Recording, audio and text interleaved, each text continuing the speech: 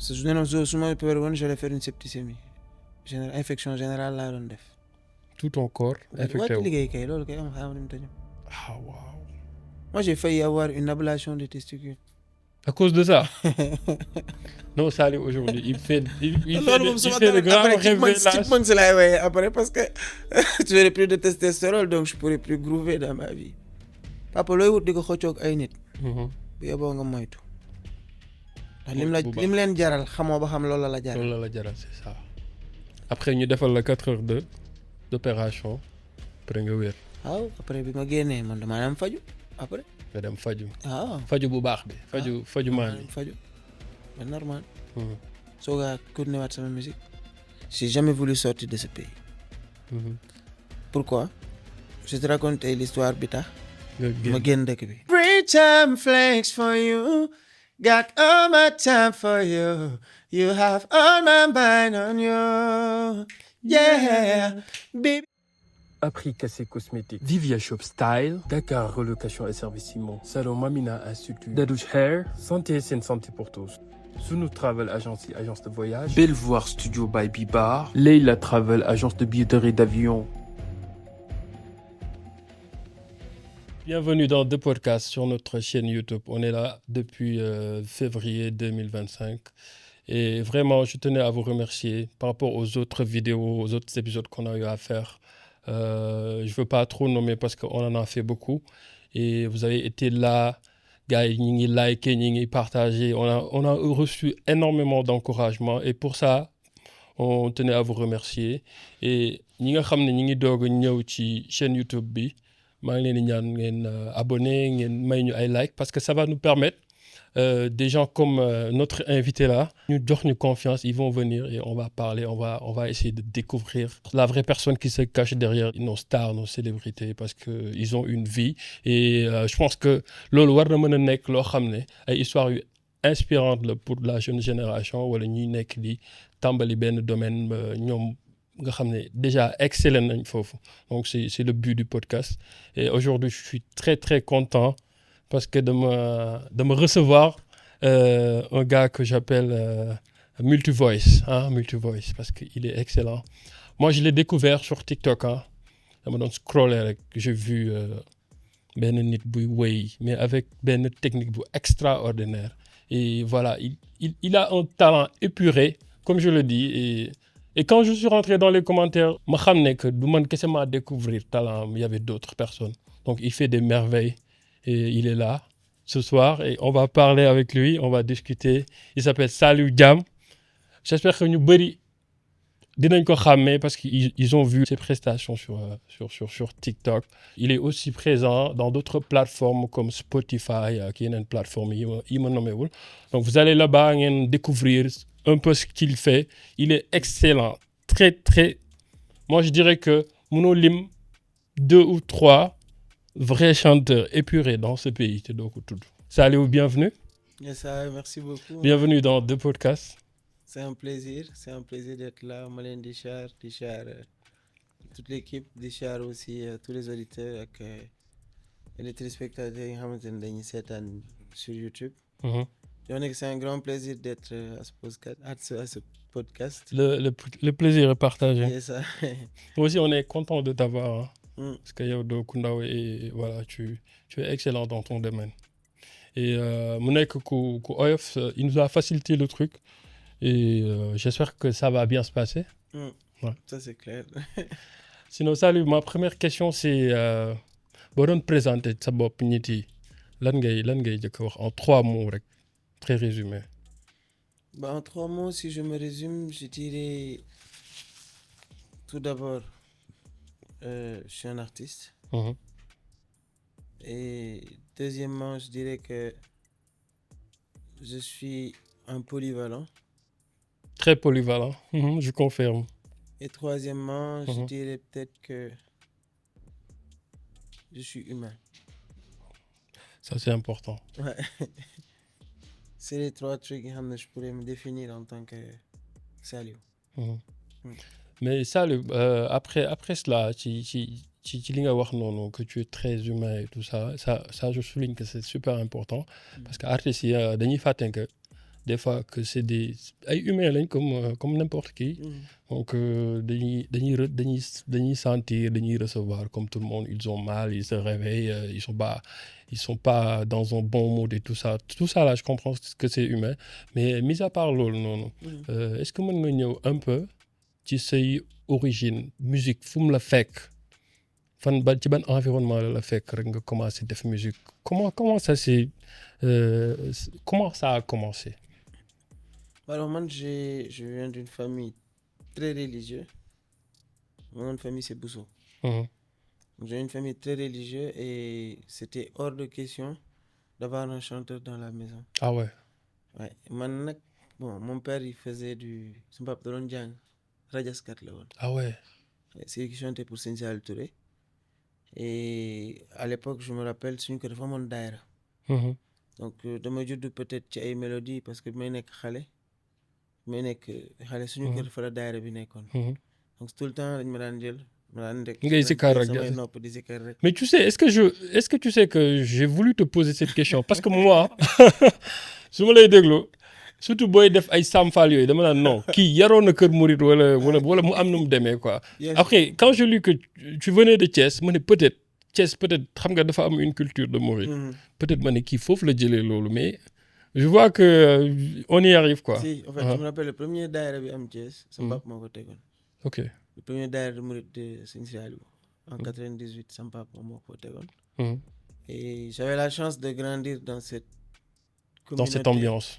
Et c'est ce que j'ai dit, c'est-à-dire que ça m'a permis de faire ma voix man. Fa la baat bi tojee quoi jàng sama baat ci la loolu tojee.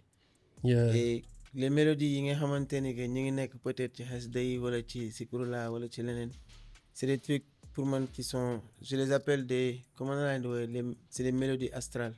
Pour man c'est au-delà de ce qu'on peut imaginer. Voilà. Donc pour moi il y a beaucoup de choses yoo xamante ni peut-être ci loolu moo defar sa voix. Effectivement. Ok mais tu viens de Thiès et voilà donc nga ne musique fa la la dabee mais après parce que xam nga musique bi ngay def nii ak musique religieuse c'est un peu différent. La transition m'est venue bi may jàng école primaire. C'est à l'école comme booy doon def cours de chant cours de trucs comme ça c'est là que je me suis découvert la première fois. ñoo def ay cours de récitation wala chant. Dès que je choisis chant su ma daan woy yeneen classe yi nekkoon yeneen classe yi. dañuy daw ñëw bëgg a ñëw suñu classe pour seetaan man su ma waree woy. Et tu avais quel âge? J'avais j'étais en classe de C1 C2. Donc yow C2 nga am public déjà. Je commence d'avoir déjà qui aiment même les professeurs. Ah ouais. Ils me daan wax je me rappelle monsieur Mangane me daan wax Saliou il faut que tu chantes. Il faut que tu chantes. Tu chantes. T'as une voix il faut que tu chantes. Mais à l'époque je me voyais comme jigéen buy woy parce que j'avais la voix très féminin. da nga doon woy ak baqan quoi. Ah ma voix elle était très aiguë très féminin dama daan woy nga dégg ko da nga daan jigéen ay woy. Ok. Mais après nan nga travailler sa voix nga xam ne voix bi parce que après affaire bi dafa ñëw après. Au début c'était pas que de la musique au début j'ai pris le truc jëluma ko woon au sérieux en fait. Pour moi c'était je faisais ça parce que avec des bandes de potes juste pour rigoler. Pour t'amuser. Ouais pour rigoler après ñu def ma comédien. Donc ma commencé def imitation di imiter ay Yandé Codou j'aimais bien écouter ay James Brown tout ça là ma commencé def ay imitation mu jóge ñu may woowee c'est là d'où venait le nom Multivoice. Ah Multivoice bi kon foofu la ñëwee quoi. Multivoice foofu la jógee bëri baat la woon. Ok parce que tu pouvais reprendre beaucoup d'autres voix. Exactement je me rappelle bi may def troisième secondaire je commençais déjà à faire des scènes ci Fosco yi. ma daan ñëw je me déguisais en Yandé Codou wala je me déguisais en James Brown. ñëw dugg def one man show gars yi ree nga téye leen benn quelque temps tu fais plein d'imitations affaire bi jàll. Et c'est comme ça que c'est parti après par la suite je me suis rendu compte que j'étais pas juste un comédien. J'avais un talent. Ouais j'avais un talent que je pouvais pas juste téye ci loolu quoi. Il fallait que je fasse vraiment de la musique. Et grâce à des amis, des bandes de potes, j'ai commencé à fréquenter des studios. Et c'est comme ça que j'ai commencé à jouer. Mais avant, je jouais du live. Les premières fois que j'ai chanté en live. da nga yàgg live quoi yow débuté rek nga commencé live. J'ai fréquenté en fait au début c'était un ami. DJ son papa. moom ñoom ñoo yoroon benn groupe orchestre de vieux avec les grands comment il s'appelle les vieux de la diaspora ay Père Badous comment il s'appelle Bassar. Et tout ça il faisait du salsa avec blues gospel enfin un peu de jazz. Un peu de jazz oui. Donc man j'aimais bien aller là-bas dem ci paay. dem ci paay parce que dañ daan def comédie. Un jour may way noonu rek ci biti paay dégg ma ne ma paa bi daw génn. ok ne ma kii chanté ñu ne ko man la. mais boy qu'est-ce que tu fais ma ne ko ma may ñëwal. mu ne la viens tu chantes. tu viens en répétition ma ñëw. Première fois bi way paay tuddee ma le bluesman. ah ouais. je me rappelle. après ci ñu def ay soirée foofu noonu ak paay donc man dama daan boobu maa ngi jàngi école. yaa ngi jàngi mais yaa ngi dem di woy en même temps di suñu miiru kër pour dem soirée pour dem seetaani ji paay woy. mais tes parents waxuñu la dara par rapport ak loolu noonu. si c'était la guerre avec mon père. ouais quand même j'imagine. la guerre parce que l'éducation mouridisme et puis après tu vas faire des chansons et ça colle pas un peu. mais la chance que j'ai eue c'est que mon père bi muy am sama âge son rêve c'était de chanter. mais malheureusement il a pas eu la chance. que d'être accompagné sur cela. moo waral mu doon def après chant religieux. Il avait tellement de trucs qu'il fallait qu'il exprime quelque part. ok mais man bi ma ñëwee commencé way pas au début c'était pas son problème c'était pas que le fait que je chante. son père il est très ouvert. son problème c'était quoi. son problème c'était que mu yàq sama jàng. ah ouais moom na nga jàng rek quoi. moom problème am yëpp loolu la. c'est vrai que jàng dafa important. léegi xam nga lu ma doon naxee. léegi soo bëggee way foog nga jàng pour way. Il me mettait des théories dans ma tête. Ça, c'est les parents sénégalais. Il me mettait des trucs dans ma tête que, en fait, si tu ne fais pas d'études, tu ne peux pas être un bon chanteur. Ouais. C'est pas faut parce qu'il y a beaucoup de choses que tu dois savoir dans la vie pour pouvoir t'exprimer comme tu as envie. Ouais. Donc, moi, dans ma tête, après, c'était quoi? J'allais à l'école pour pouvoir plus tard faire ma musique comme j'ai envie. À un moment donné, c'était ça, quoi. Il fallait que je fasse les études pour...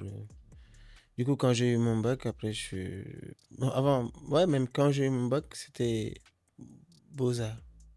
Ah ouais. Madame Def, j'ai fait le concours Beaux-Arts, puis Diallo. Diallo, avec tout le talent que... Mais là-bas, c'était pas juste que le talent. C'était... Beaux-Arts, concours là, quoi. Concours, tu sais. Ouais, quand même. Et moi, le concours, puis Diallo, mon concours, après, c'est là que j'ai compris que c'était pas mon truc. Il fallait que je fasse mon chemin tout seul.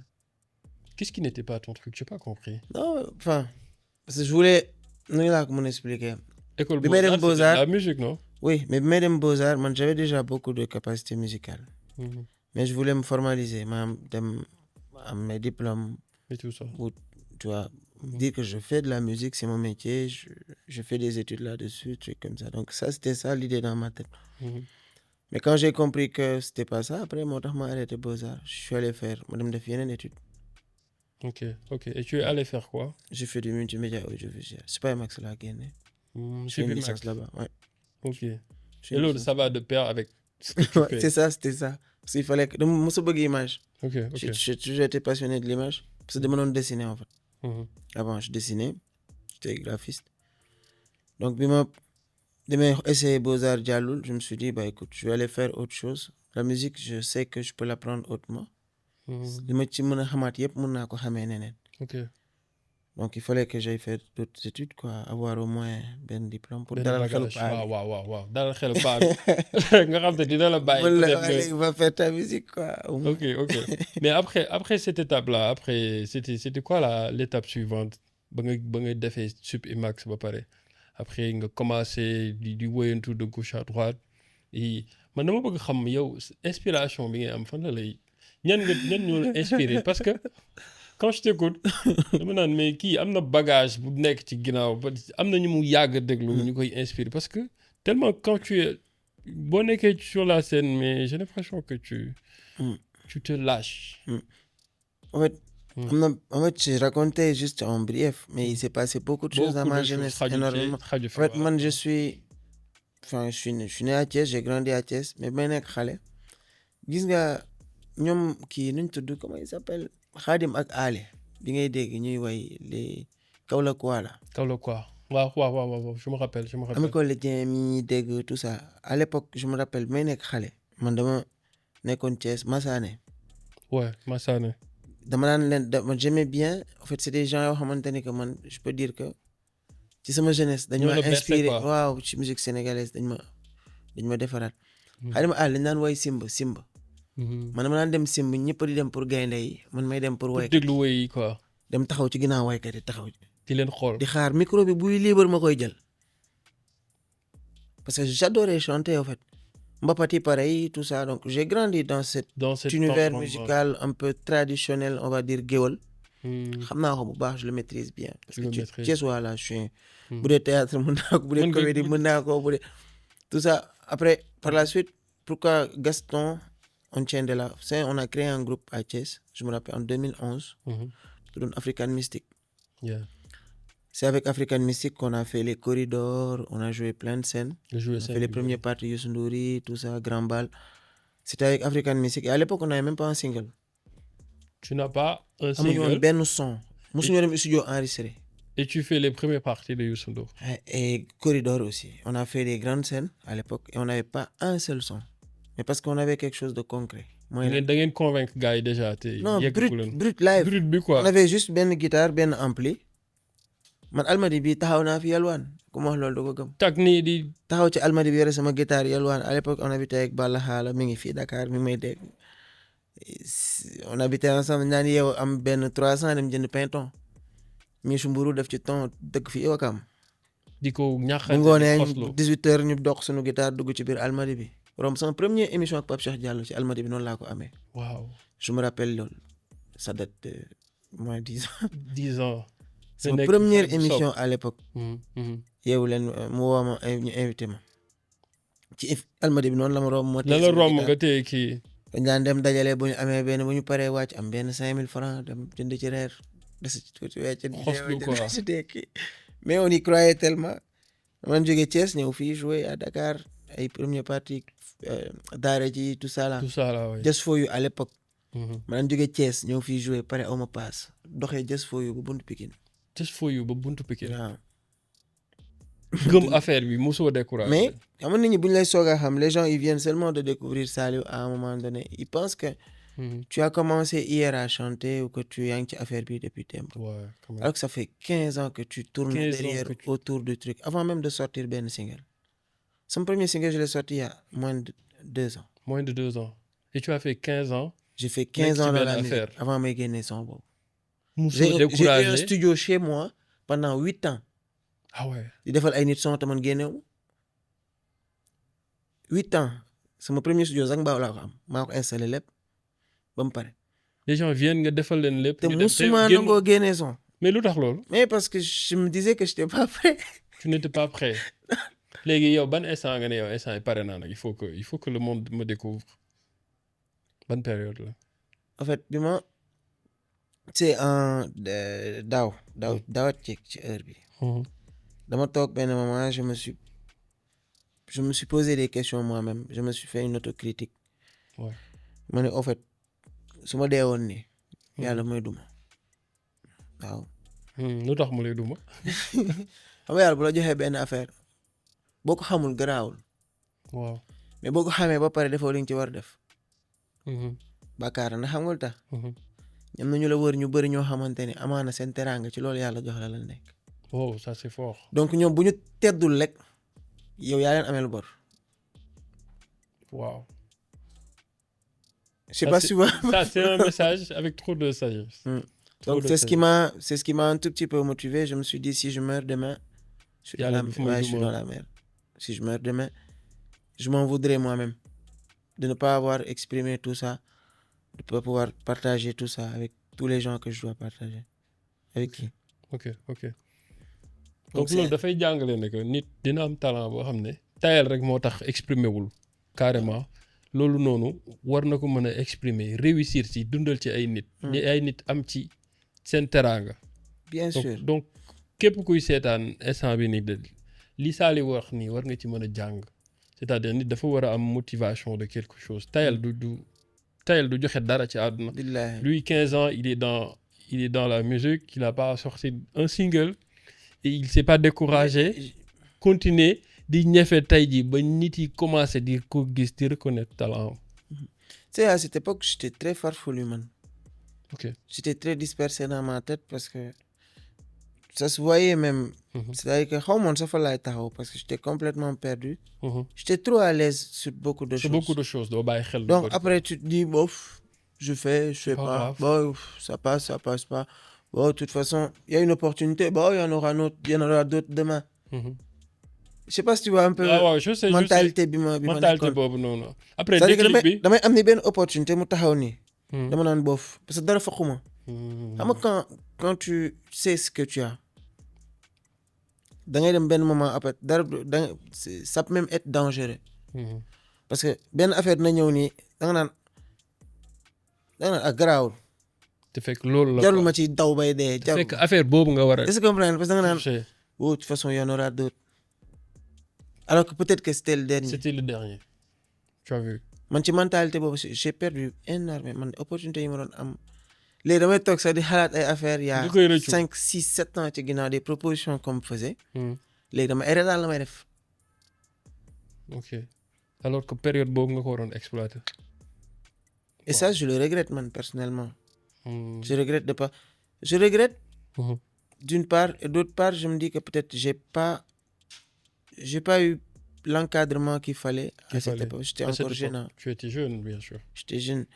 Bi may soog a jógee The Voice rek 2016 j'étais encore jeune. J'avais Ouais, The 25, 24. C'est vrai, tu as fait The 25 ans. Voice. Donc j'étais complètement jeune bi ma ñëwee j'étais complètement amoon compte Instagram amoon compte TikTok amoon yooyu yëpp. nekk ma woon sax ci monde ba portable nii pour ma téye ko nii sax. problème 2 semaines c'était tout à fait. un problème pour man. dama koy génn léegi sànni ko wala ma dugg taxi bàyyi ko fa dem sama. ok man dama bëgg comprendre léegi déclic bi ban instant la ñëw déclic bi. tu sais pas te xam nga mooy danger bi. c'est-à-dire que quand boo nekkee ci période yooyu noonu Sénégal ça me fait trop rire. ouais. parce que on te fait tellement croire à des choses non dañ laa liggéey. non ça c'est le Sénégal et ça c'est un problème qui fait que beaucoup de jeunes ne réussissent pas dans ce pays. c'est-à-dire parce que tu sais quand je t'inculque dans ta tête que tu ne vas pas réussir. tu ne réussiras jamais. te su ma ñëwee ne la non yow mënoo dem dañ laa yàq. je te le dis comme ça. du dara. mais gis nga bés boo génnee yow looy wut da nga naan non tant que sangoo ma du baax. waaw c'est vrai hein. et tu sais ni ñu koy waxee ça reflète juste aura bi nga koy defee yow. li nga fay loolu la nga fay fekk. maanaam da ngay dem ak énergie boobu noonu. énergie tu vas avec une énergie que ça va pas passer. parce que dans ta tête tu te dis que tu n'es pas béni tu n'es pas. pare woo quoi pare woo ngay wax yow. mais le moment où tu te rends compte que tout ça c'est des foutaises. tout ça man boog personnellement moi je dis que tout ça c'est des foutaises nga ki ñu liggéey bi gën a bon ci àdduna bi sax bu ñu la ko defee si tu as envie de réussir tu vas réussir. tu vas réussir ça c'est fort. c'est loolu laa jàpp. et lan mooy tax nga réussir yow selon toi. L'argne et la motivation et le travail. L'argne motivation travail. amul secret. ouais. amul secret en fait xam nga tey ki téye portable am nii def nii défilé dal ci sa vidéo mu gis ko. mu déglu ko ne mais c'est qui lui. il y a des millions de personnes. yoo xam ne da leen di gis par jour. mais il stagne sur toi. il a envie de te découvrir noppam jëndoo ko moomoo ko. c'est vrai. defu ko tamit pour parce que kenn xamu la. c'est vrai. moom sax mooy dem naan leen xool leen. kii waaw. donc ce qui veut dire que c'est vrai. c'est pas fayoo ko neexaloo ko xamul ko la xam. c'est pas copinage wutul siw. il le fait pas pour exister. ou quoi que ce soit il le fait juste parce qu'il apprécie ce que tu fais. point c'est brut. c'est vrai. parce que loolu noonu amul tricher. y a pas de tricher c'est pas quelque chose que je suis allé ma jël ko maquiller ko ba mu nice. xam nga defal ko ay fard à paupières parfumé ko soog ko jox nit ñi non. c'est du brut. soo ko bëggee ngeen koy bëgg. c'est vrai tu as raison. à vie si tu l'aimes une fois tu vas l'aimer à vie. parce que c'est brut. ok mais après période boobu noonu qu'est-ce qui s'est passé lan moo nekkaatoon next move mooy instant bi nga ne non là il faut que ma commencer concentrer wu ci sama carrière génne musique parce que gars yi li ñuy wax c'est pas vrai ay dañ ma liggéey ay dañ ma nii non après qu'est-ce que tu as fait tu es allé faire une chanson wala da nga créer sa band wala lan moo ci toppaatoon. en fait Depuis may ñibbisiwaat en fait parce que je suis parti à l'étranger en 2000 Ah, entre-temps, quoi. ouais de 2019 à 2023 début 2023 j'étais pas au Sénégal. Ah ouais. J'avais disparu complètement des radars. Des radars. Mais j'avais besoin d'aller me ressourcer un tout petit peu. Et tu es allé faire quoi?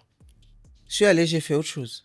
Ah ouais. C'était en plein Covid en plus. Bàyyi musique yëpp nii. C'était en plein Covid. Voilà, tu avais besoin de cet espace et de ce temps-là pour te préparer, pour ñëwaat. Mais c'est tombé pile au bon moment, mooy période Covid. Période Covid bi. nga xamante ne que je pouvais me permettre d'être quelqu'un d'autre. Waouh, ça c'est fort. Et je suis parti, j'ai pris un boulot, comme tout le monde. Lambda. Je travaillais chez kii laa doon def parce que je fais de l'informatique. dama doon def informatique grande distribution. Donc je travaillais pour Carrefour. ma doon xëy 5 heures du matin. dem liggéey wàcc ñibbi suma kër. ñibbisi. Je finissais à midi. Donc de midi à 23 heures, je faisais les travaux de la maison. Parce que j'avais fait un prêt, j'avais acheté une maison. Tu avais acheté une maison. Qu'il fallait que je rénove en un an. Ah, C'était Salih, il a une histoire. Hein. Donc l'idée tout c'était... ça là, tu l'as fait pendant ce temps-là. Et bàyyi musique bi et tout. Et puis période yooyu noonu woyo. Non, Tu as pas chanté. j'avais mon studio encore dans mon sous-sol. Ouais. Mais période boobu bon, je travaillais avec d'autres artistes, avec The Best, tout ça, je faisais des trucs, j'envoyais. Mais moi, j'avais pas envie de sortir. J'étais même pas dans mon délire. Je faisais des musiques, je le proposais à d'autres. À d'autres. Mais Wow. à cette période-là, ça m'a permis de me... De te découvrir. Non, de savoir même ce dont man li ma capable. Tu es capable. Tu avais besoin de ce moment-là. C'était pour toi. Ça m'a permis de savoir que même sans la musique, tu n'es pas n'importe qui. Ah ouais. Tu sais, c'est très important, la personne avant ce qu'il est. C'est vrai. Yow quoi, avant li la nit ñi di avant sa étiquette bi ñu la tappal. Ta propre personne, ce dont tu es capable. Tu es En tant capable. que personne lambda, sans être artiste ni star ni quoi que ce soit. Comment tu peux t'en sortir dans la vie? En faisant les choses de par toi-même bañ a xaar kenn ci lenn. Waaw. Ça c'est quelque chose boo xam ne loolu laa jàng peut-être sama génn bi. mooy que ni ci laa jaaree jàng sax togg ba léegi. ndax lekk bu neex su ma ko bëggee lekk doon du ma ko toggal finalement. Ah ouais, quand même. Parce que ça m'a appris à être autonome. À être autonome. Ouais. À gérer moi-même les choses, à faire les choses, à ne pas attendre, à ne pas aussi sous-estimer li ma def. Ouais. C'est-à-dire que quand je le fais, je dis que c'est énorme ce que j'ai fait. Wow. Je me félicite moi-même de ce que j'ai fait. Balaa nit yi di la féliciter. Balaa kenn di la Ça, c'est féliciter. super important. C'est hyper important. Snoop Dogg moo ko doon wax. First I want to thank me. gars yi di wér ma ne ko wax na dëgg de. Mais c'est boo important. waxul sa bopp lu baax kenn du la ko wax. kenn la ko waxal. dëgg la C'est vrai. dëgg la. Léegi après étape boobu noonu. Tu es revenu au Sénégal et tu as fait quoi? Lan nga defaat après? Bi may ñëw Sénégal j'avais un objectif. boobu commencé naa dof fële. Je commençais à perdre un peu la tête. Ah ouais? Pourquoi? Damaa ba damay bàyyi musique. J'arrête tout. J'arrête tout. nga nekk ci moment où di xalaat parce que déprimé. Ouais, j'étais déprimé. Mais lan moo la métti woon au Santé fond? damaa xëy na abandonne poste. Hein? Lan moo la métti woon au fond? Parce que je sens que ne y avait un truc bu la métti woon ba nga war a mën a dem gàddaay tombé Covid bi nga war a découvrir sa bopp. Tu fais de la musique, tu envoies aux autres. Non, moi je chante pas. Lan la woon au fond. En fait man génn Sénégal mosuma ko bëgg. J'ai jamais voulu sortir de ce pays. Pourquoi? Je te raconte l'histoire bi tax ma génn dëkk bi. Ouais. Après loolu mën na ça va servir de leçon à d'autres personnes parce que am na ay nit yoo xam ne dañuy struggle ci benn affaire ci benn domaine dañuy dem ba décourager alors que affaire boobu noonu boo pousser tuuti rek war nga ci mën a réussir. dëgg la en fait man bi may commencer. avant may génn bon boobu j'avais déjà l'opportunité de sortir. Ouais. Et puis j'étais déjà sorti je suis revenu. wax man damay ñibbisi damay toog damay liggéey fii. ngay gérer fii. bi ma ñëwee j'étais en contrat je veux pas dire le nom. Oui. Mais j'étais en contrat avec un label ici au Sénégal. Au Sénégal, oui. ñëpp xam. ñu signé contrat bi on avait commencé à travailler sur le projet c'était un projet d'album. ñu liggéey ci projet bi ba projet bi carré. ba desul lu dul dem studio enregistré génne. Ouais. ñu ne ma bon man je devais repartir parce que boobu sama carte séjour bi fa waroon génn. nga war a dem gérer say ma papiers. waroon dem récupérer carte bi ñibbi si waat Sénégal. Yeah.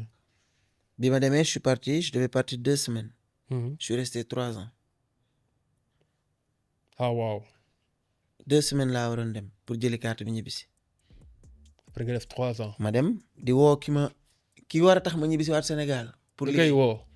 di ko woo mu def ma ghost man mënu ma ko jot pendant des mois. te boobu fekk gérer ngeen li nga war a gérer nga war a ñibbi si ñu defaral la sa album nga dem Europe pour régler say papiers pour ñibbi si waat ngay woo nit ki doo ko jot. pendant 3 ans. ouais ça jikko sénégalais loolu. Donc j'ai essayé au début pendant 1 mois 2 mois où j'étais en chômage. C'est-à-dire que moi je gagnais pas, j'avais aucun entrée d'argent. On était en plein Covid. mais parce que c'est normal parce que tu devais pas rester pendant 3 ans. affaire bi situation bu compliquée Donc la. quand je suis resté 1 mois 2 mois affaire bi tar. J'ai compris que ça servait plus à rien que je revienne ici parce que puisque ki war tax ma ñëwaat fii nii liggéey jotuma ko. Je suis pas plus bête qu'un autre. J'avais mon diplôme, je pouvais bosser, j'ai des capacités. Je me suis dit, tu sais quoi, on est en plein Covid, tu mises plus sur la musique, va faire autre chose. Wow. Même si c'est un boulot alimentaire, ma dem jël ko. Donc j'ai commencé à postuler. J'ai postulé même pas 3-4 jours, on m'a appelé. Pour mon premier entretien, ma dem def entretien bi. On m'a pris. Grand bi moom ba léegi mais teewul li ma koy woo yëpp man dans ma tête je me dis que kii su ma décroché ma xëy suba def démission. que nga bu la woowee bu décroché rek jël naa ñëw job Sénégal. jël naa job bi. ah. mais dans ma tête je me dis que kii su ma ko jotee rek. damay arrêté job bi dem ñibbi Sénégal. mais woo grand bi di ko woo. grand bi jëlul. après il s'est passé beaucoup de choses aussi avec lui et tout ça. ouais. man après bon ma ñibbi si waat Sénégal bi ma ñëwee. mooy def nga 3 ans yi après nga ñibbi si waat. ah même ci biir 3 ans yi ñëw naa. ah ñëwaat nga ok. man je suis venu au Sénégal ci année bi dama daan ñëw 2 fois. mais du ma fi yàgg mais pas damay pour ñëw rester. non damay ñëw une semaine maximum 2 semaines ma ñibbiwaat. ok. parce que boobu mënatuma woon toog Sénégal j'avais déjà amoon naa stabilité financière. boobu liggéey naa dama fa liggéey même pas 6 mois j'étais déjà en CDI. donc mënatuma woon je pouvais plus me permettre. de revenir ici di xosluwaat. ok. bëgg a dàqantewaat ak gars yi. mais man dama bëgg nga ñëw période bi nga ñëwaatee Sénégal quoi nga ñëw tàkk qu'est-ce que tu as fait en premier. léegi pour recommencer parce que période boobu noonu moo nar a nekk période bu gën a métti parce que tu es resté là-bas 3 ans xamatoo lu xew Sénégal c'est compliqué après Covid c'est super compliqué pour tout le monde. pour relancer. nga ñëw war a mën a relancer waat sa carrière xamoo affaire bi nu mu demee fii nii ambiance bi ça m'intrigue comment tu as fait ba xam nga gars yi ràññee la et tout ça là. alors en résumé. j'en profite parce qu'il y a une personne qui m'a énormément soutenu pour réussir cela c'est mon épouse. ouais Flo. Floriane salut de passage. Floriane c'est une enfin je trouve même pas le mot pour parce que elle fait le travail de 10 personnes. de 10 personnes. Ouais. donc je trouve pas de mots pour définir moom li mu c'est elle qui m'a donné cette hargne en fait. Saliou jigéen dafa baax ci non góor man li ma lay wax nii maa xam. jigéen dafa baax ci. billahi xoolal. il parle de sa femme ah. sa waay boo dégg laa la wax. ndaw sa ne ci ginnaawam la. c'est vrai. loolu moom man maa la ko wax. gis nga jigéen li ñu naan Adama. li koy mottali. Awa la. c'est vrai. pour Adama moom mu mat sax il faut que Awa dellu si waat ñëw c'est vrai. pour moom mu sentir que ni nit la. baax na. c'est hyper important pour man. et elle m'a donné cette affaire boobu noonu maanaam moi je remettais toujours à demain ce que je peux faire maintenant. mu lay tàkkale rek. mais moom non xamul loolu. parce que xam na sa potentiel. non fu la xamul loolu fu la lu ñu war a def léegi nii dañ koy def léegi après ñu soogaa lijjanti. amul reporté tubaab xamul affaire yooyu. non moom nekkul ci loolu moom léegi la Johnny dafa damaa dem ba mujj flow speed laa ko tuddee dafa. amul jaaxaar ni ko olof di waxee rambax. elle est hyper speed et ça m'a beaucoup. ça t'a beaucoup boosté. loolu moom ça m'a beaucoup aidé.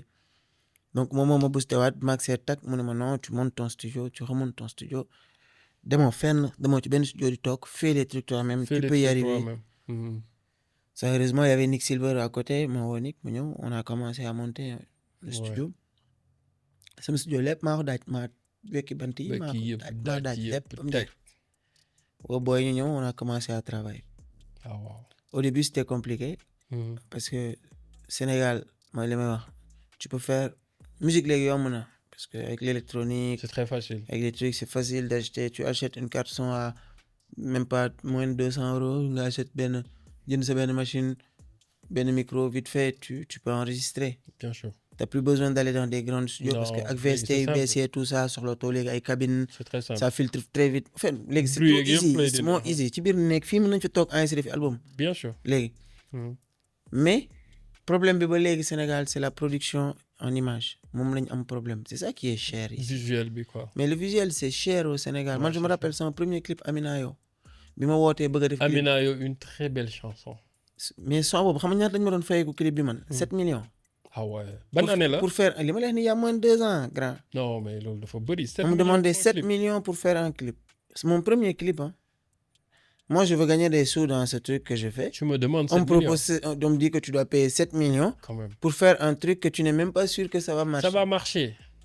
C'est insensé pour man. Clip boo xam ne ñaata laaj def. 400 000. Ah ouais yaa am ful la. teg maa dem jëndugg kii ñoom ak Folo ñu ànd dem fële China Mall. China Mall jënd gérer suñuy bagage. guirlande jënd suñuy kii ma woo benn xarit bu amoon benn gaale point E ma woo ko ne ko aal ma kër gi mu aal ma kër gi. Nga gérer. ma fay kii nettoyage yeeg yooyu noonu. gérer affaire bi woo booy maas ne ko kaay abbu fee caméra ne booy bi kaay teel ma caméra bi. non xoolal li ma lay wax nii ni lañ ko defee ah ni Folo bindal ma scénario defal ma découpage ñëw taxaw booy bi ma ne ko fii ngay taxaw fee ngay tourner ñii fii la ñuy génnee. woo sama xarit yi am ay boutique neneen àlleen ma ay yére. àll ma ay yére ma dugg ci ñëw taxaw. ñu tourné ko mu génn ça m'a coûté 400 000 francs. 400 000 affaire bi neex. Et j'étais content. Amina Yo tout le monde. Man j'étais content. Ouais. parce que mais ça c'est un problème le Sénégal on a un problème suñu problème yëpp production la fii. Production c'est cher. production la parce que dama koy wax souvent gars yi foog ñu jàpp ci. gars yi wàññi leen clip bi nag pour. foog ñu jàpp ci quoi sinon mënuñu toj Afrique. Ouais quand même. moo fi nekk def ay clip wàññi leen clip yi. c'est pas en fait ñun bu ñu bëggee toj Afrique foog ñoom ñu yombalal ñu affaire bi. Ouais. pour ñun ñu mën a tëkku gars yi. c'est vrai. sinon xam nga ñan la ñuy tëkku.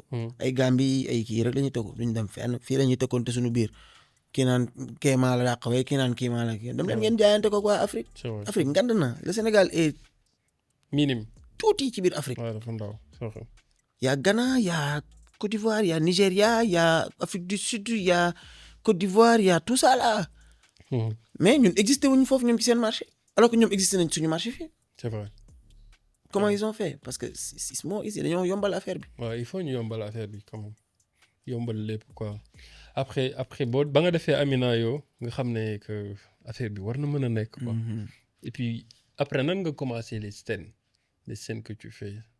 j'adore tes concerts. j'adore tes concerts.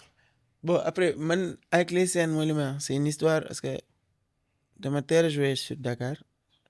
d'ailleurs je le dis souvent man les Kialoum les tout ça on fait partie des jeunes artistes yi nga xamante ne. qui a une très belle chanteuse. c'est ma jumelle. ouais je l'écoute. sama sister là on fait partie des premiers artistes yi nga xamante ne on était salariés en tant que chanteur. salarié ok salarié où. Novotel. Fourchette tout ça parce que on travaillait avec même Radisson parce qu'on travaillait avec eux sous ci durée longue donc ils ne payaient pas par soirée. ils nous payaient des salaires à la fin du mois. c'est comme travail rek dem bureau. nga dem liggéey fin du mois nga ñëw ñu bind la sa chèque nga dem taxaw retiré. dem gérer cool. tu gères mais yow yaay ménager de telle manière de telle sorte que tu gères tes transports pour venir jouer. aller-retour parce que tu touches rien du tout lekk lañ lay jox. donc moi j'ai commencé très tôt avec ça sur hôtel yi enfin boobu j'étais jeune encore. donc le live moom laay wax man live laa xam artiste live la ci loolu laa yaroo ci loolu laa màggee ci loolu laa tete studio bi nag mënul ñàkk. moi je te trouve excellent en live. quand je t'écoute en live et je vais écouter la chanson je me dis lui il est beaucoup plus libre. ci kaw scène bi. il se défoule. alors que xam naa nag studio bi tu es xam nga 4 murs yi ça te coince ça te stresse ça te coince. studio moom loolu la studio da ngay tëju quoi. après y en a c'est tout à fait le contraire Mais c'est une question d'habitude, rek. D'habitude, oui. C'est une question de moi, je suis plus habitué sur scène Sur scène. qu'au studio. Mhm. Au studio, souvent, j'aime bien quand je suis seul Quand tu es seul. au studio. C'est-à-dire que quand je suis tout seul au studio, que je m'enregistre, le truc, là, je peux me défouler. Mhm. Mais sur scène, c'est autre chose. C'est autre chose. C'est autre chose. Dis-moi, après ba nga defee clip boobu noonu gars yi découvrir ko ban moment après il y a un temps qui s'est passé. Mhm. Ban moment la gars yi gën a commencé découvrir man moi je t'ai découvert sur TikTok et voilà je vois que tu as une très bonne stratégie pour mën a atteindre ses cibles parce que TikTok actuellement ak yeneen réseaux yi c'est les meilleurs moyens pour vendre ta musique xam nga musique léegi moom soxlatul talent kese il faut une stratégie derrière et je vois que tu réussis beaucoup ça. Comment vous avez fait? En fait, au début, xamuñu woon quoi, dañ doon tenter. Kii rek quoi. Tenter la woon. C'est-à-dire qu'on avait plein de musique. Mais xamuñu woon ban moom Amina yow bi muy génn c'était même pas prévu Amina yow jaayoon naa ko. Tu écris le son tu veux vendre. son boobu man defaroon naa ko ba pare ba jaay ko. Après noo ko jëlaat delloowaat ma ko. déglu lu baax li ma lay wax de je te raconte ça Amina yow. son bu ma defaroon la. waaw jaay ko. benn gel laa ko jaayoon Sénégal buy way. mu déglu son bi. mu ne non moom boobu neexu ko dafa bëgg ñu defaral ko beneen. ok. man ni delloo leen ma son bi. delloo leen son bi dencaat son bi. defaral ko beneen jox ko mu ne nice moom. mu ne boobu nice fekk Amina yow ba affaire bi. man boobu xam naa li ne ci Amina yow moom xam ko man xam naa li ci nekk. ma récupéré waat son bi téye naa ko. téye naa son bi 3 mois avant ma koy def. bi ma ko récupéré waatee. téye naa son bi 3 mois. ba ci laa ko tëggaat. dama defaraat instrumental bi ak Nick on a tout refait ñu génneewaat ko. bi Amina yow génnee. ma gis affaire baa ngi joxe. waaw parce que boobu woyu ma Saliou c'était pas moi ça. da nga doon woy noonu rek pour xam nga. c'était un truc. ci ma doon xool lu gën a terre à terre. loo xamante ni mën naa ko def. sans pour autant abuser ci terre à terre bi mais sans pour autant aussi abuser ci baax bi. comment dire comme je sais pas comment on dit ça. c'est que bëgguma woon def lu excellent trop. bëgguma woon def lu médiocre. nga bëggoon nekk ci digg bi quoi. voilà je voulais être entre les deux. parce que su ma defoon lu excellent trop dañu naan kii du artiste fii kii de tubaab bee ko moom. loolu la ñuy wax ça c'est l'esprit sénégalais. loolu dal ay grand El Hadj Diouf ak gars yu bëri. c'est-à-dire que une fois que les Sénégalais ils t'étiquettent d'un artiste de la diaspora t'es foutu. c'est vrai. tu peux plus exister dans ce pays tu vas exister mais ni ñu koy waxee. ci suuf. non en transparent ngay xaar. c'est vrai. ngay xaar pour exister dans ce pays il faut être là quoi. ñoom ñu ne doomu fii nga. di la gis chaque jour ngay génn ñuy. c'est vrai am communauté am audience. yenn saa yi nga ambiance yenn saa yi nga rambax. yenn saa yi nga. que kii laal feneen. ci la foo ngay def ci la bokk de. foo nga koy def sinon gars yi dañ lay excentré fee lañ lay teg. c'est vrai. di xoolal Fada Freddy dama koy wax je donne tout le temps souvent l'exemple Fada c'est l'artiste Sénégal bi nga xam boo jëloon 100 Sénégalais nga teg leneen Fada dañ la naan laa ilaha illallah. trop fort il est trop fort. mais boo demee xool Instagram Fada Freddy wala nga xool les audiences de Fada Freddy dans ce pays. ça fait peur. c'est vrai. ça fait 100 Sénégalais yi ma lay wax nii ne la ñoom ñoo ko d'accord boo jëloon ñoom ñëpp nga jël seen portable amu ci kenn ku am benn morceau Fada Freddy ci playlist am. alors qu'il fait d'excellentes choses. laaj ko dernier album Fada Freddy nu mu tudd mun la ko wax. et puis c'est ça le paradoxe hein. tu sais c'est dommage. on n'écoute que ceux qui sont très très présents sur les réseaux alors qu'am na ay artistes derrière yi def des choses excellentes. c'est dommage. moi je pense que c'est la stratégie xam nga des réseaux qui manquent. xam nga ci contenu yi xam nga am benn équipe boo xam ne day xam fu ñuy balancer ak nu muy kii am tuuti influence et boo boolee loolu ak talent ça peut être bien. et aussi je le dis il faut que. et toi tu l'as réussi parce que moi je t'ai découvert à travers ça. donc voilà. TikTok moom laa naa leen mbedd la. ku lay mere ci la lay mere ndax di nga ci def loo xam ne mënu koo dindi. c'est vrai. TikTok mbedd la kenn moomu ko. bi mu amee ba léegi kenn toppatoo ci ginnaaw kenn. c'est vrai. bi TikTok amee ba léegi en fait. tu fais ton truc tu balances xool. t'as quelque chose propose c'est tout. c'est simple. comme bonjour t'as quelque chose va sur TikTok propose. mais yow yaa ngi xaar TikTok bi. def ma j'ai vu ton le dernier live que tu as fait Tu as Yeah. repris une chanson Youssou Ndour. de la légende Youssou Ndour. Yeah. Et c'était toppandoo Youssou Ndour yomb de. waaye nag man dama ko bëgg de sama xol. Ouais. Et Youssou Ndour c'était il bien. nous a bercé dans notre jeunesse musicale, on va dire. Mhm, C'est une personne que j'apprécie aussi énormément mhm, de par son travail, de par sa persévérance mhm, ak liggéeyam daal. mhm. Liggéeyam parce que paa bi il a énormément fait pour le Sénégal, Pour la musique. pour la musique sénégalaise. Ñun en tout cas les jeunes Mhm. moom laay wax quoi, on a beaucoup appris de Youssou Ndour. Youssou Ndour. Énormément. Salut Légui, de ce que tu as expliqué, j'ai compris que c'était pas assez simple ton retour. Après nga def Amina yo affaire bi def boum. Mais après ça, tu as eu à faire un cheminement aussi. Mais ban moment clé nga ne là moom j'ai tapé fort. Waaw. Sama voix mën na dem fu ma neex. Parce que ba ngay ñëw yaa ngi indaale doute. Mais quand tu as fait Amina. bi ma defee Amina yo après on a enregistré Diamond. Ça c'est mon son. mais bi ñu enregistré Diamond. tu la rendre compte que ni c'est ce jour même bi ñu enregistré Diamond lañ décidé ni qu'on va faire un album. Mais Diamond c'est Diamond waaw. et qu'on avait dit que Diamond moo doon direction. Ça c'est mon son. son boobu dafa grave. dafa Surtout le live. Moi j'écoute le live en boucle. si le live de Diamond moo relancé waat sax album parce que l'album est sorti presque 1 an. dafa flobon bi ma defee live Diamond bi la album bi. gars yi dem xool. gars yi dem xooli waat ko. c'est comme si l'album yi venait de sortir pour man. génne nga album bi yàgg affaire génne naa ko ay 8 mois 9 mois après man may soog a rendre compte que ni génne naa album. après nga jël benn son nga ne bii dama koy dugal studio. Yeah. Et ça a réussi. Moi c'est mon son préféré. mais bi ñu defee Diamond quand on a fait Diamond. on l'a sorti même en single parce que j'ai sorti 2 singles yu bokk ci album bi avant may def album bi. muy Amina yo Diamond bi ma defee Diamond dafa génn tag ma feebar. feebar bu metti sax. j'ai failli faire une septicémie générale. ñu hospitalisé ma j'ai fait une opération et tout ça. Sérieux après Diamond. juste après bi Diamond bi jour bi mu génnee laa dem hôpital guddi googu. mais ni mu demee noonu. xaw ma. ah. kenn comprendre. mais attends loolu yéeme na de. ouais mais le même jour. waaw. jour ma génnee Diamond jour bi ñu def vidéo bi.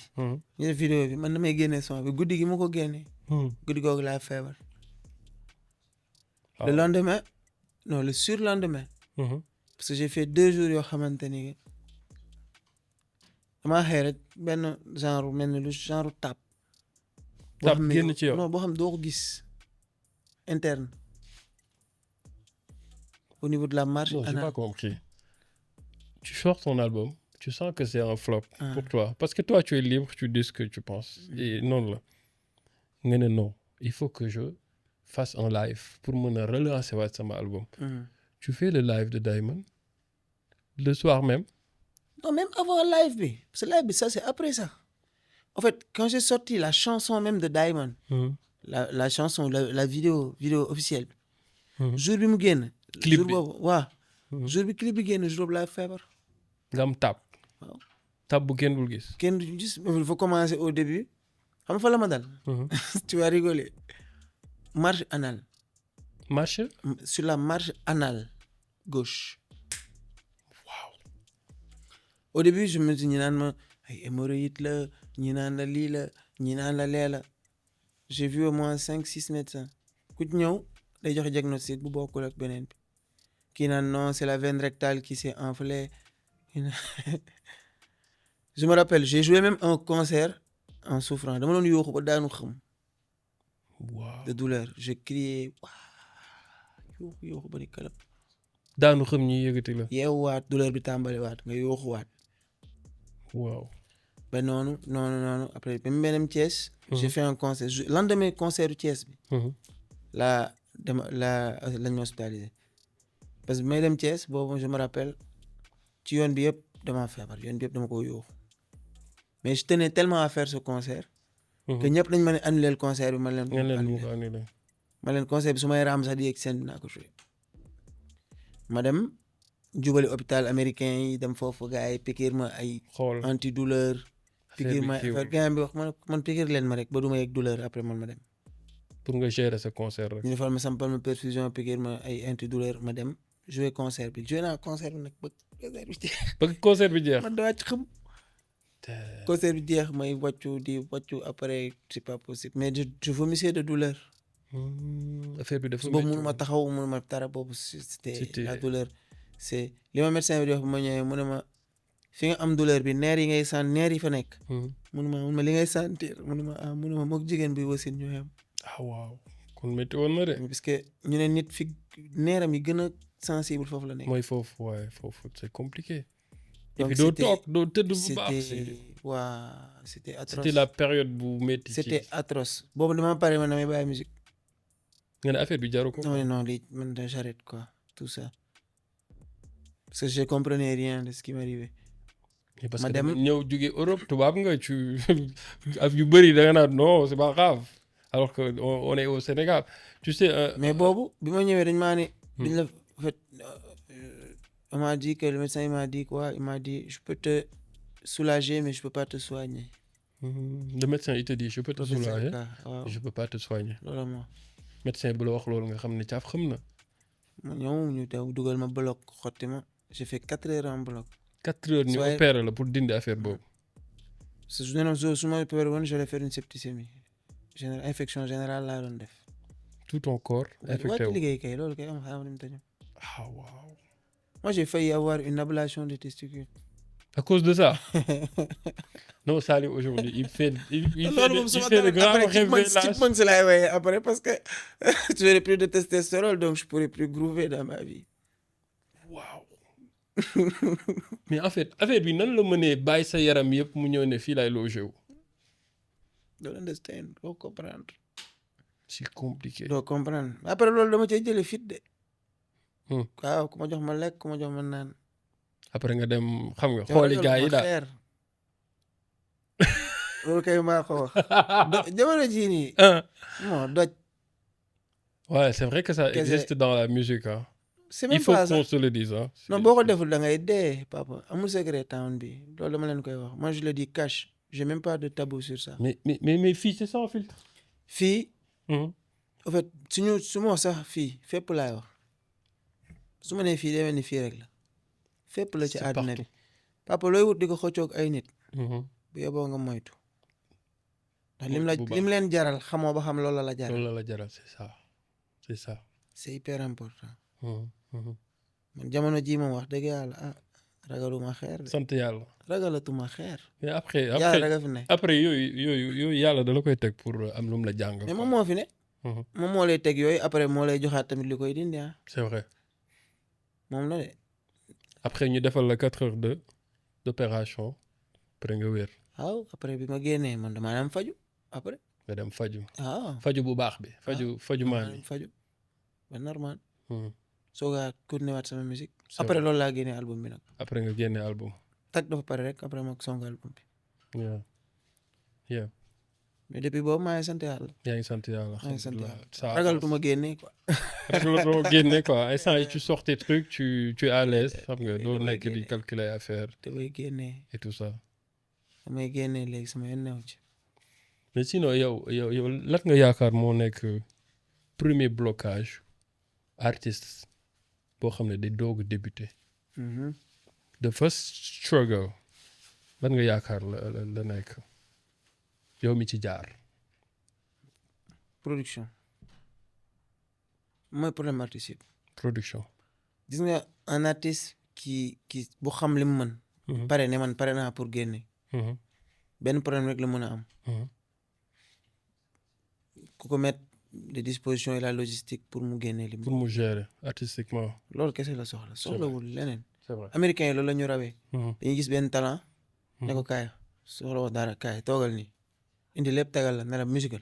ba pare jox ko xaalis de départ. jox la xaalis su xel dal maanaam doo fi nekk naan non sama yaay war naa ko yónnee 100,000 sama papa koy waroon na am kii de ordonnance mu waroon jënd. sama location kër gi fayaguma ko. sama sama oto bi amul essence. sama yooyu noonu problème yooyu noonu. mënoo di ko xalaat ba pare nekk di bind mbaa ngay créer Non, des tu n'es pas, c'est tu, pas tu, tu possible n'es pas bien. C'est c'est pas vrai. possible Mhm. c'est pas possible lenn moo mën a ne maam mooy que ne nga nekk xanaa ngay dund souffrance dëgg Mhm. wala nga am aisance dëgg mooy tax nga mën a bind mais entre deux là c'est que ça ngay nekkee C'est vrai. tu n'es jamais stable Tu mais n'es boo jamais- nekkee ci souffrance au moins tu sais que tu souffres là tu peux écrire quand tu es à mais l'aise son yi ngay bind day macabre période yooyu. waaw mais tu ci au moins énergie bi ngay nekk. énergie cri des cœurs ça passe mais boo nekkee entre deux nii tu vas chanter que éphémère affaire love. éphémère rek ngay way Ok. Donc artiste. xam nga ki bëri xaalis dañoo taxaw yee comme tey boo xoolee ñoom kaane waaw. bu ñu amee xaalis Mhm. bu ñu taxawee way lu ñuy way am naa xaalis I got money. I got money Yes. yeah non got moi cash. j'adore Saliou. loolu la foofu lañ ne ah nga xam day souffrir xam lu muy wax ah. adduna bii dafa metti sama xol bi tu vois ce que je veux dire au moins mais ñaar yëpp ça passe mais ki ñëw naan la way cool nice Nice. lépp jaama waaw yenn saa yi donc mënoo ko déglu c'est vrai. parce que li mu lay wax noonu yow loolu ngay dund Mhm. il nekkul ci benn extrême Mhm. nekkul ci extrême souffrance nekkul ci extrême aisance Mhm. C'est donc vrai. l'inspiration vient des deux extrêmes Mhm. soit l'extrême aisance soit l'extrême souffrance Mhm. c'est ça blocage dans la production là, selon toi quoi. donc artistes yi man loolu laa leen di wax soit Mhm. il faut aller galérer pour pour faire des choses Mhm. qui sont spéciales Mhm. authentiques Mhm. et problème sans bon en dehors de ce qui ni ñu koy waxee production tout ça Mhm. le problème beneen problème bu basique artistes yi Mhm. mooy se retrouver eux-mêmes mooy premier blocage bi Ok. parce que tu as tellement de choses autour de toi que tu as envie de devenir chaque chose qui t'entoure te da nga war a am univers. mais pas toi-même Yeah. c'est différent Ce que tu dis là c'est tellement profond. waaw c'est-à-dire que quand tu es trop entouré de choses tu dis waaw li dafa rafet nii kii laa bëgg a mel Mhm.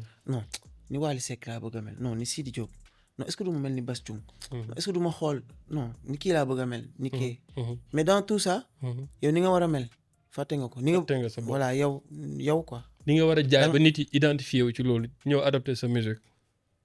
Mhm. so moom il a son identité C'est vrai. toi tu dois avoir sa yëfu bopp Mhm. et quand on parle d'identité les gens souvent dañ ma koy wax damay reetaat bu ñu naa ma non quel genre musical tu fais Toi tu fais du tout. Tu fais du tout. mais man dama am expression sax bu reetaan bu Tu gars yi di fais wax du tout. l'expression bi gars yi di wax je fais pas genre Ouais. moi je fais pas genre je fais de la musique Tu as repris un son de Atta James. Mhm. Je sais pas si j'ai bien prononcé. Mais quand j'ai écouté ça, je me suis dit, waouh, quand même. Parce que cette chanteuse-là, Topondoko, c'est pas du tout facile. tu sais on a Et tu l'as tellement bien interprété. Mhm. Ba boy déglu sax tu sens que ne émotion bu mu laaj ci biir voix bi yaa Je me ngi koy suis joxe approprié très la chanson. naturellement. dama approprié wu musique bi c'est-à-dire que l'imitation man j'ai commencé avec l'imitation mooy ma doon wax sànq Mhm. imitation c'est reprendre les nuances de quelqu'un parce que tu ne peux pas reprendre la voix de quelqu'un Non, non. les voix c'est comme des empreintes digitales ñooyam Mhm. ñëpp ay baaraam lañ yor mais buñ tegee nii bokkul Bokkul. baat noonu la mel Ku wëy rek nga xam timbre ne kii la. vocal wu nit ku nekk Mhm. li waral ngay toog fii nit wax fee nga ni diw la moom rek moo am loolu Mhm. tu peux même pas le définir mënoo wax lii moo tax nga ni diw la C'est vrai. mais am na benn nuance bu nekk ci timbre vocal am boo xamante ni que c'est muy identité moom Mbiru kese moo yàlla. ko am Mhm. donc ce qui fait que Saliou bu woyee Yandé Codou ñu ne comme Yandé Codou buy way Ouais. wala booy Youssou Ndour ñu ne comme Youssou Ndour buy way Youssou Ndour. pourtant je chante avec la même voix mais nuance yi may utiliser Mhm. c'est approprié à elle Da ngay comprendre voix c'est bi ay nan nga petite koy nuance la yu dugalee. ndaw benn affaire bu ndaw bu mu yokk ci benn mélodie Tak mu dem. nga ni di Youssou Ndour la Non, Saliou, il est excellent. Je vous invite ngeen dem ci biir page YouTube am Saliou Diam ngeen découvrir les lives qu'il a fait, ses sons et tout ça. di ngeen ñëwaat ci biir commentaire yi remercier ma parce que il est excellent. C'est pour ça que je l'ai invité, pour vous le faire découvrir. Parce que je sais qu'il mérite ça et qu'un jour, peut-être je ne serai pas là, peut-être Kenan de Fenech, j'en suis sûr que tu vas être la star que tu vas être. Ça, je te le dis parce que j'ai écouté tes chansons et je sais que tu mérites Niti support-le comme il se doit. Comme il se doit. Et Inch'Allah, lolo dinañ ci yegg. J'y crois. Ouais. I believe it. Yes.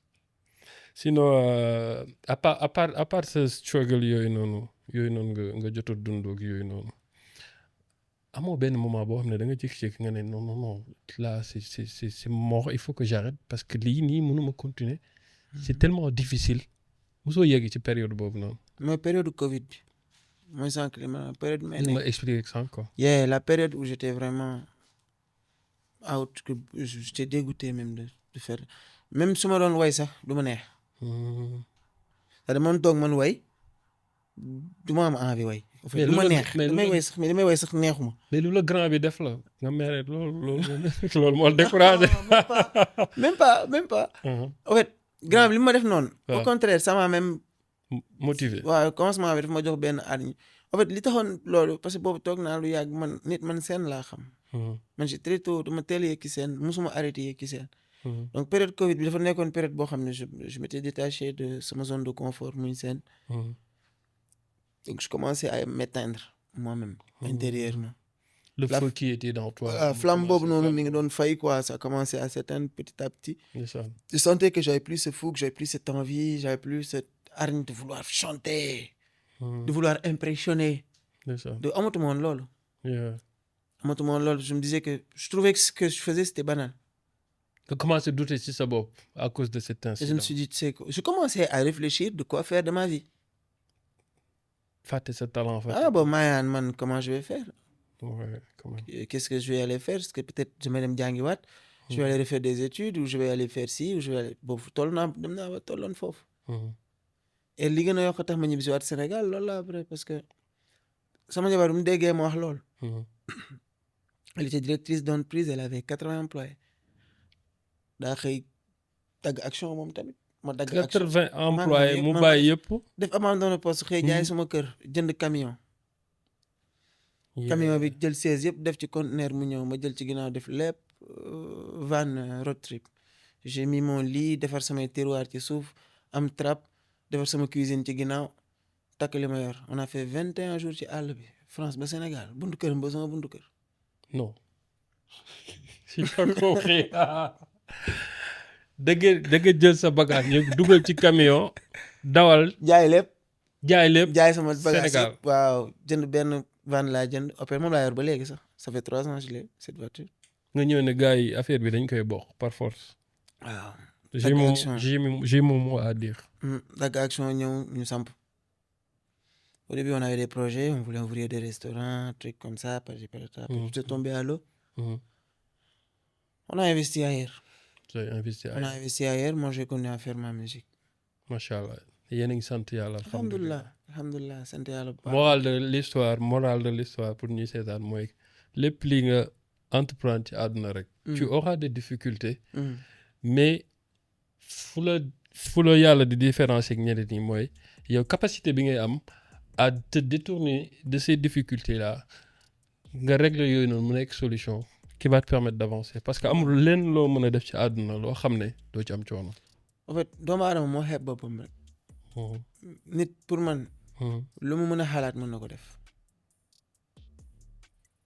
lu mu mën a xalaat rek mën na ko def. lu mu mënta xalaat. maanaam tey loo natt def yàlla la jox sa loo xalaatee. c'est vrai xel boo ko xalaatee tey loo mën a bëgg rek mën nga ko am. c'est vrai. am na ko xamante ni mënul bëgg kër. c'est vrai.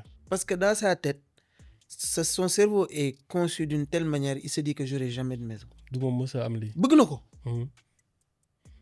boo ko nee la nga bëgg kër lay wax. mais supraconscient il est persuadé lui-même qu'il l'aura jamais. mun ko am. et loolu c'est son frein. mais du ko xam mooy blocage bi. nous Afrique loolu la ñu indil depuis des années. tout ce qui s'est passé dans l'histoire c'était pour brider nos cerveaux. En fait. C'est ça. Nos cerveaux ont été brisés pendant des décennies et des décennies. suñu cerveau yi dañ ko bloqué ne la tu n'es pas capable de c'est tout à l'heure maa ngi ko bëggoon wax fii ngay gis si tu fais si tu es vidéaste en même temps tu fais animateur en même temps tu es chanteur ou acteur on va te dire tu es dispersé ouais c'est vrai ou faux fii loolu lañ lay wax loolu lañ lay wax bien sûr ah tu es trop dispersé bu dee feneen xam nga lu ñu lay wax tu es polyvalent waaw ça définit tout juste 2 mots yooyu noonu rek définir na lu bari on a vu un président acteur c'est vrai donc pourquoi brider les gens à vouloir les coincer sur canaliser leen ne leen lii rek nga war a def ouais si tu as les capacités de faire autre chose pourquoi pas nga def autre chose pourquoi ñu war la ni lii rek nga war a def en fait Sénégal ñun dañoo am beneen problème aussi mooy que ni on bride dañuy bride depuis bi ñu nekkee xale yemale ñu ko ci xale bi day dugg ci waañ bi sa jéem a toog genn ko xamoo dara ça boo juddoo am 2 ans ñu la da ngaa ñaaw non ni nga ñaawee on en rigole mais c'est énorme pour l'enfant pas bien parce que l'enfant c'est tout ce qu'il a pu entendre depuis mu nekkee xale ba leen da ngaa ñaaw moom dans son supraconscient même bu la nee damaa rafet ci supraconscient am il se dira toujours je suis vilain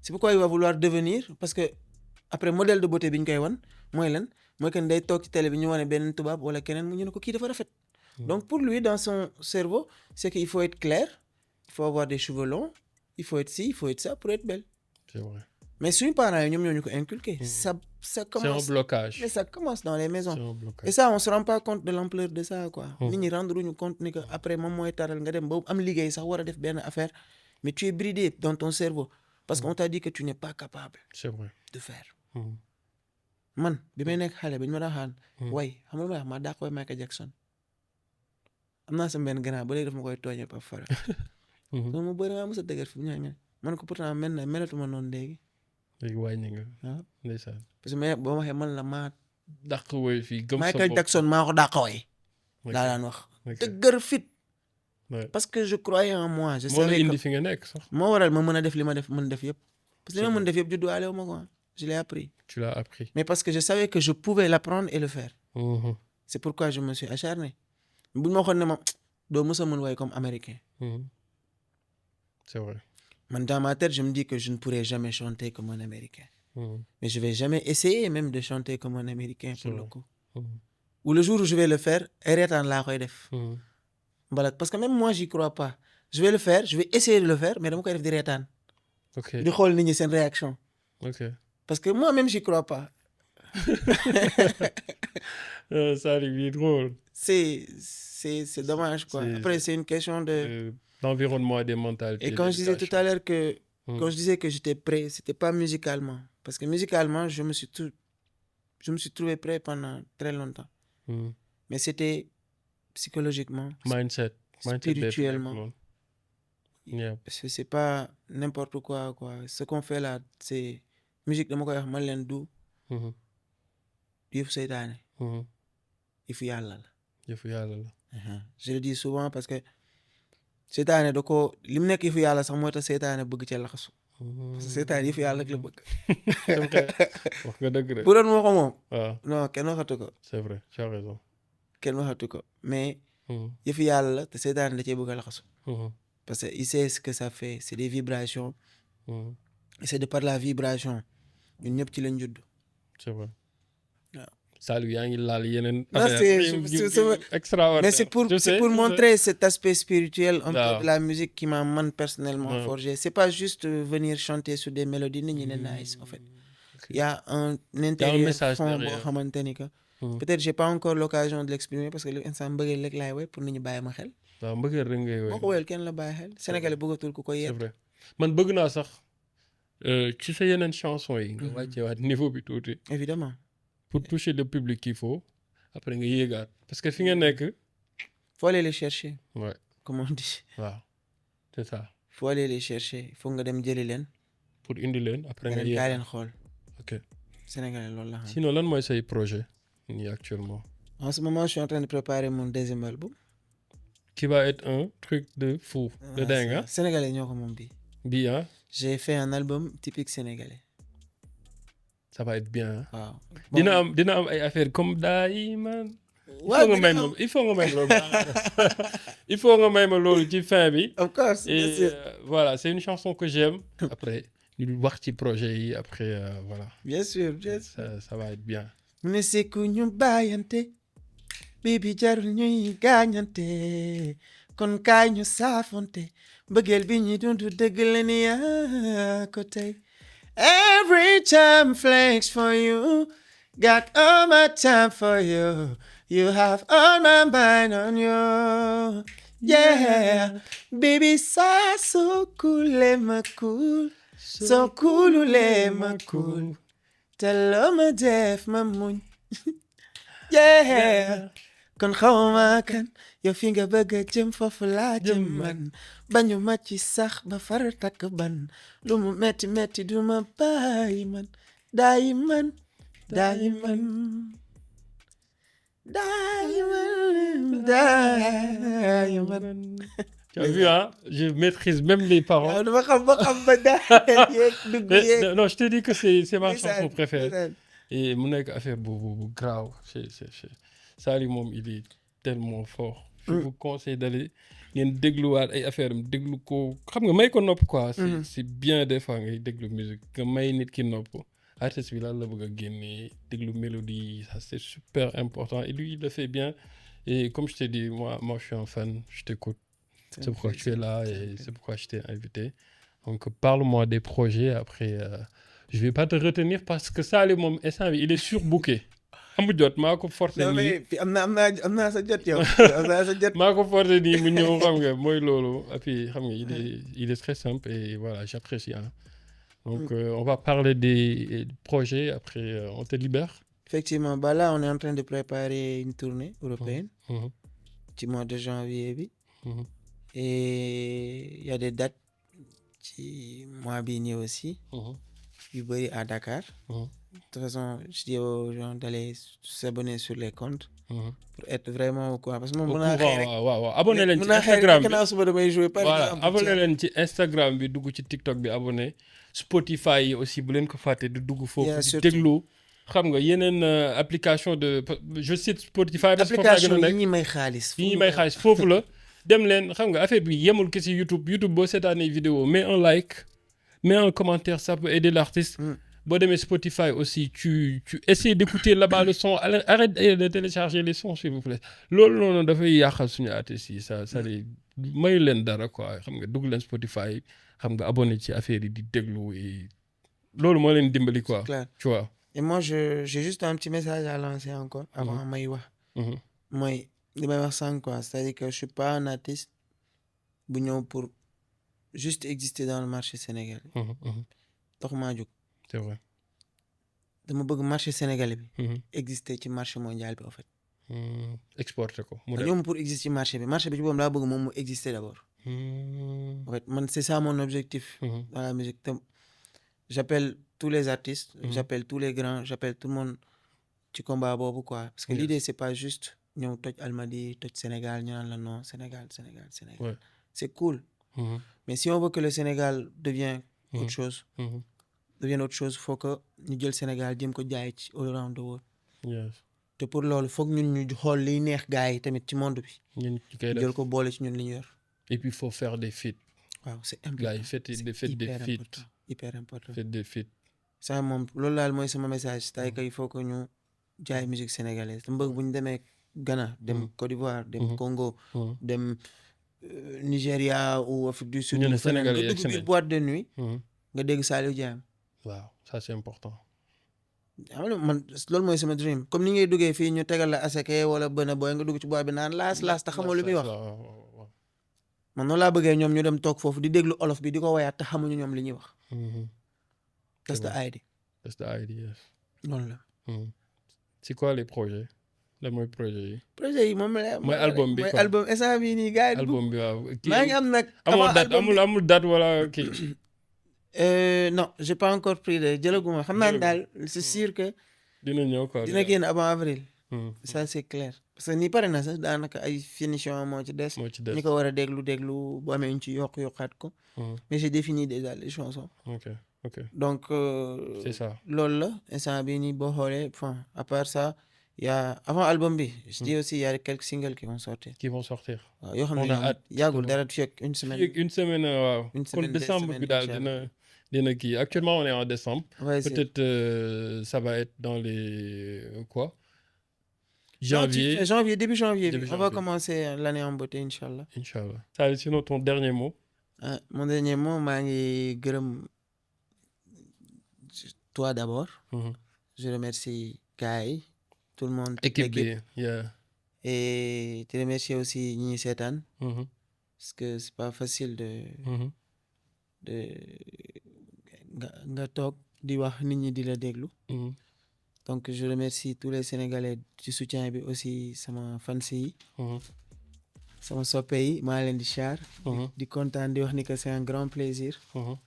te ñu xaar Saliou maa ngi ñëw très bientôt pour Pour yëngal affaire bi waaw quoi. waaw yëngal game bi kay.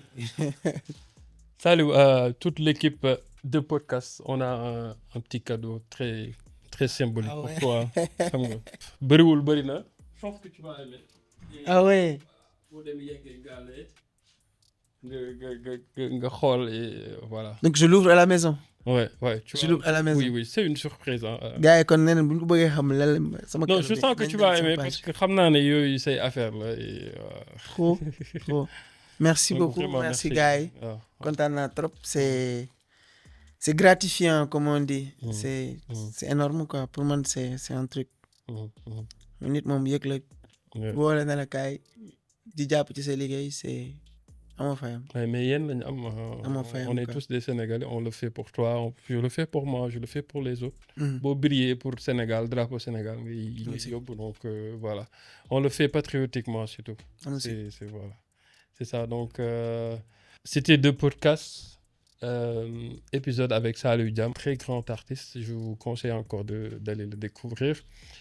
Et je vous dis aussi ngeen liker cette vidéo ngeen def commentaire ñi abonné gul ñu abonné am na ñoom dañuy seetaan te duñu abonné et voilà donc vous abonnez ça va être bien pour nous ça va nous permettre aussi ay artistes comme Saliou ak ñeneen qu'on aura très prochainement dans ce plateau de podcast ñu jox ñu confiance ils vont venir on va parler avec eux et ñu am nañu jàngee ci ñoom parce que c'est des gens yu super inspirants yu réussir dans quelque chose et c'est bien nit yi di ko gis c'est bien que jeunes yi di ko gis di découvrir ay affaires ay trucs de mindset motivation affaire donc ça peut être bien pour leur parcours ça peut être bien pour qu'ils réussissent dans leur vie donc c'est tout simplement ça et bye bye à la prochaine pour un autre numéro.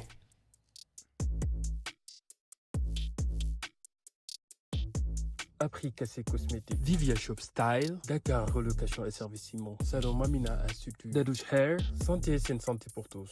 Sunu Travel Agency, agence de voyage, Belvoir Studio by Bibar, Leila Travel, agence de billetterie d'avion.